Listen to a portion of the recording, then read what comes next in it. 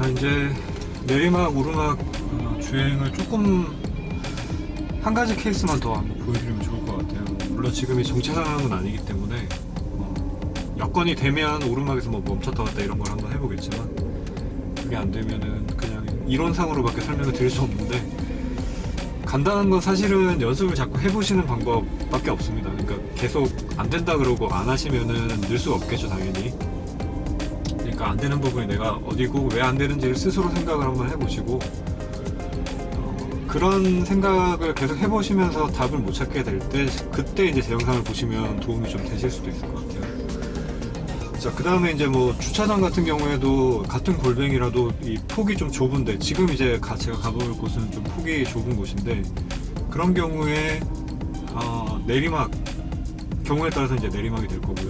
또 어떤 경우에는 이제 오르막이 될 텐데, 좌우의 연석 부분에 차에 범퍼가 닿을지 안 닿을지, 혹은 차에 뭐 사이드 스커트 부분이 닿을지 안 닿을지, 뭐 이런 거에 대한, 혹은 또 휠에 대한 부분, 휠이 닿을지 안 닿을지에 대한 부분들에 대한 걱정이 많으실 거예요. 근데 그거 같은 경우에는 사실 뭐 수동이건 자동이건 간에 상관없이 차에 대한 차폭이나 어떤 이 전후 간격에 대한 감이, 스스로 자기 차에 대한 감이 좀 익숙해지셔야지 될 부분인 것 같고, 그런 부분들은 저 같은 경우에는 주차를 좀 여유 있는 상황에서 하실 때 자꾸 연습을 해보시라는 말씀을 드리고 싶어요. 이게 무슨 말이냐면, 지금 여기 마트의 지하 주차장인데, 주차장에 보면은 이렇게 다 차를 주차할 수 있게끔 선이 다 그어져 있죠.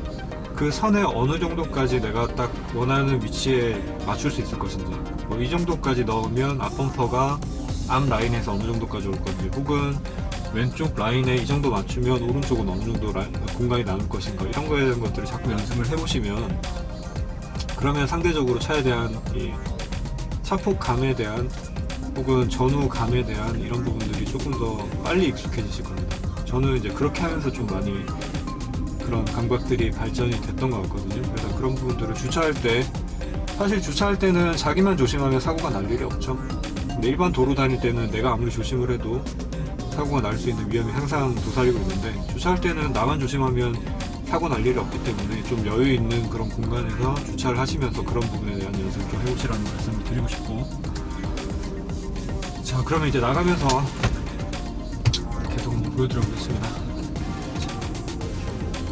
여러 상황을 가정해서 설명드릴 수 있는 여건이 굉장히 좋을 것 같은데, 그거는 제가 장담을 할 수가 없고요. 통제된 동영상이 아니다 보니까.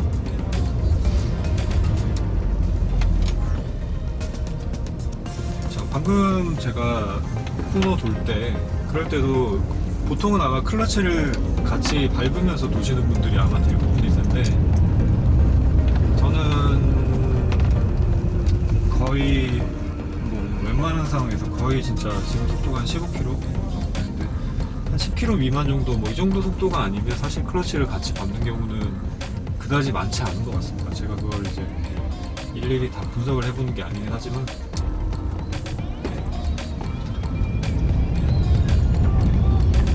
초보분들한테 이런 걸 계속 말씀드릴 수 없죠. 자, 지금 이제 오르막 상황인데, 자, 악셀만 이렇게 계속 밟으면서 가고 있어요. 자, 이렇게 가다가 만약에 이제 서행을 해야 돼요. 그러면은 천천히 점점 속도가 줄어들겠죠. 이러다가 이제 앞차가 멈추게 되면, 자, 이 상태에서는 이제 브레이크를 이렇게 밟아서 같이 멈춰줘야 되겠죠. 거의 멈췄어요.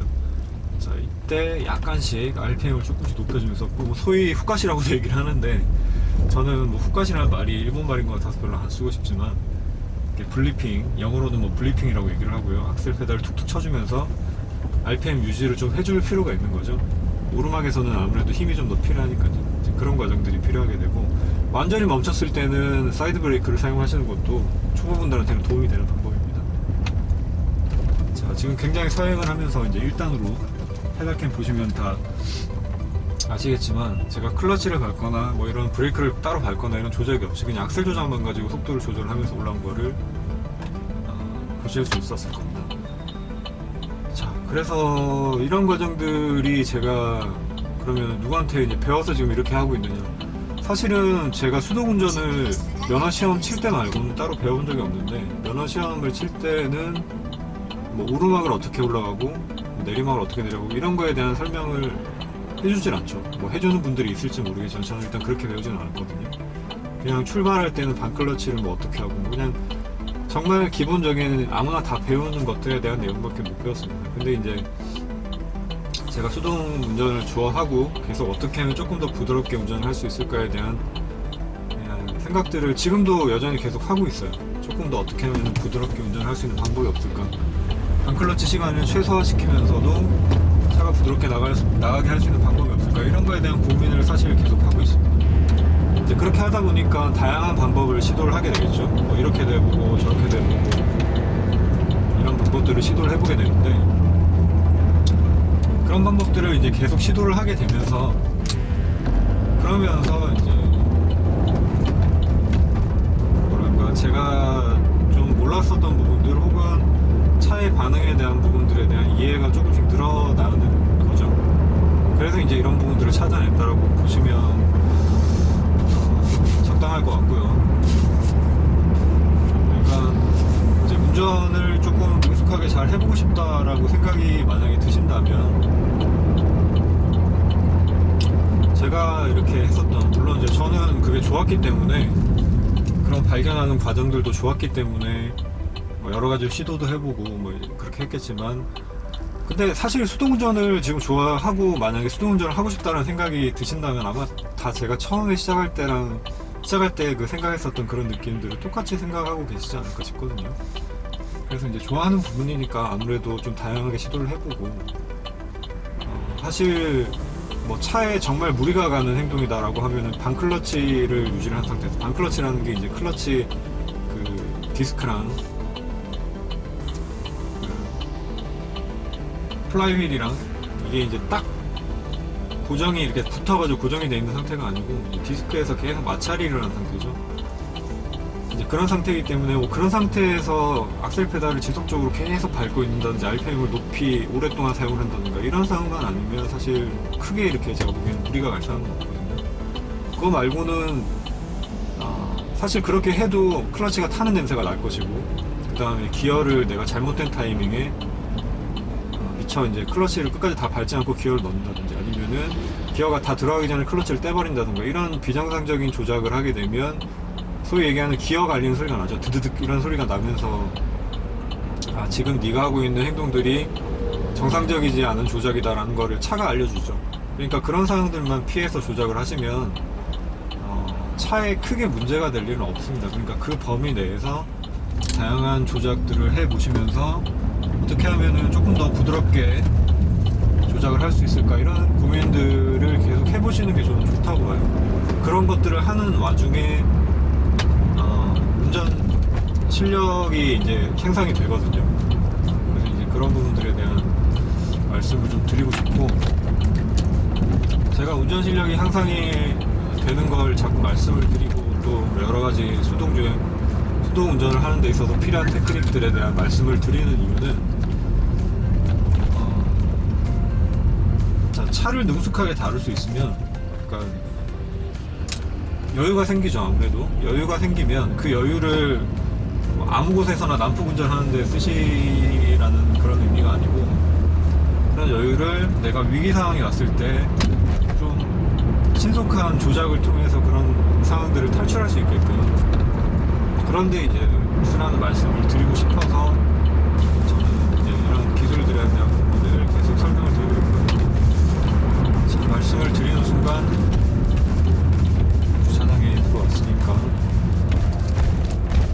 자, 여기서 이제 여기 내리막이 이제 조금 그 경사 회전 반경도 좀 급격한 편이고, 자, 그래서 자, 이런 부분에서 이제 속도를 아까보다는 더 많이 줄여야 되죠. 더 많이 줄여야 되고요. 자, 여기 이제 지금 화면이 잘 보이실지는 모르겠는데 양쪽에 이 뭐라고 해요? 연석이라고 해야 되나? 이런 것들이 좀 더 높이 올라와 있습니다. 그래서 이런 부분들은 이제 보통 초보자분들 같은 경우에는 필히 좀 더 긁히실 염려들이 좀 아무래도 있는 편인데,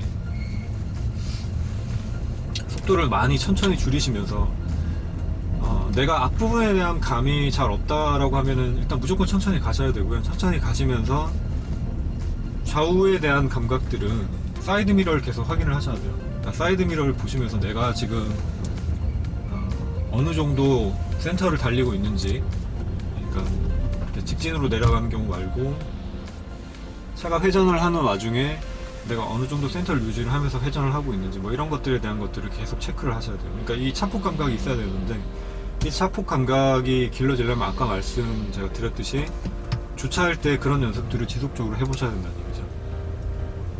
그런 것들이 필요하고, 아까도 제가 지금 얘기하면서 내려와가지고 지금 조작을 어떻게 했는지 기억이 잘 안 나는데 아마 브레이크만 밟으면서 내려왔을 거예요. 그러니까 그 정도 속도에서는 사실 브레이크만 밟으면서 내려와도 전혀 문제가 없고,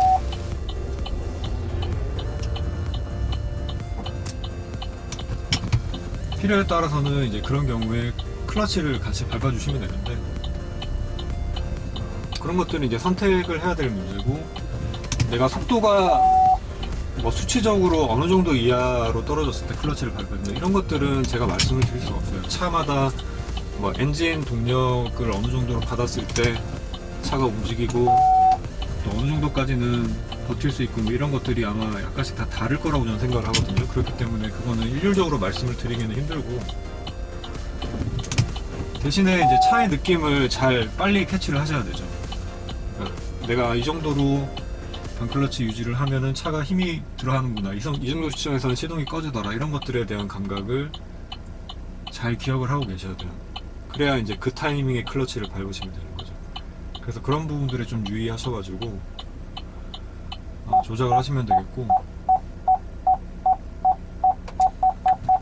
자, 뭐 수동이나 자동이나 마찬가지입니다. 결국은 이제 이런 부분들이 반복적인 연습, 그러니까 연습이라는 게 시간만 무조건 많이 투자한다고 연습이 되는 게 아니라 내가 어떤 부분이 지금 잘 안 되고 있고 그게 왜 안 되는지에 대한 생각을 하셔야 돼요. 그래서 그런 부분들에 대해서 좀 집중적으로 연습을 하시고, 또 연습을 한 토대로 해서 내가 실제로 한번 운전을 해보고 만약에 여전히 잘 안 된다 그러면은 뭐 내가 잘 안 되는 이유에 대한 파악이 잘 안 됐다는 얘기가 되겠죠. 그러니까 조금 다른 방법도 한번 찾아보고, 이런 과정들을 반복적으로 하시면서 제가 어떤 분야든지 간에 이 모니터링이라는 게 굉장히 중요하다고 생각이 되는데, 내가 하는 행동들에 대해서 좀 약간 삼자 입장에서 제대로 되고 있는지 뭐 이런 것들 좀 관찰해 보실 필요가 있는데, 이거는 촬영을 한번 해보시는 것도 굉장히 좋은 방법이에요. 저 같은 경우에도 제가 몰랐었던 그런 행동들을 이렇게 영상을 촬영을 하면서 알게 됐었던 부분들이 좀 많이 있거든요. 그래서 촬영이 가능하다 하시면 한번 촬영도 해보시고요. 혹은 뭐 옆자리에 이제 혹은 뒷자리에 동승자를 태우고 내 운전이 이런 부분에서 어떻더냐, 이렇게 좀 조언을 들어보는 것도 좋은 방법이고, 이런 방법들을 한번 써보시면 좋을 것 같습니다. 자, 지금은 영상에서는 초보자분들을 위해서 골뱅이 주차장 오르막 내리막 올라갈 때 몇 가지 팁들에 대해서 말씀을 드려봤고요. 이게 이제 능숙자분들한테는 굉장히 쉬운 문제고 또 자연스럽게 되는 문제일 수도 있지만, 초보분들한테는 조금 도움이 되는 내용이었으면 좋겠고, 또 영상 보시고 잘 이해가 안 되시거나 아니면 추가적으로 더 궁금하다 하시는 부분이 있으면 댓글로 남겨주시길 바라겠습니다. 자, 그러면 저는 오늘 여기까지 하겠습니다. 자, 지금까지 레인메이커였습니다.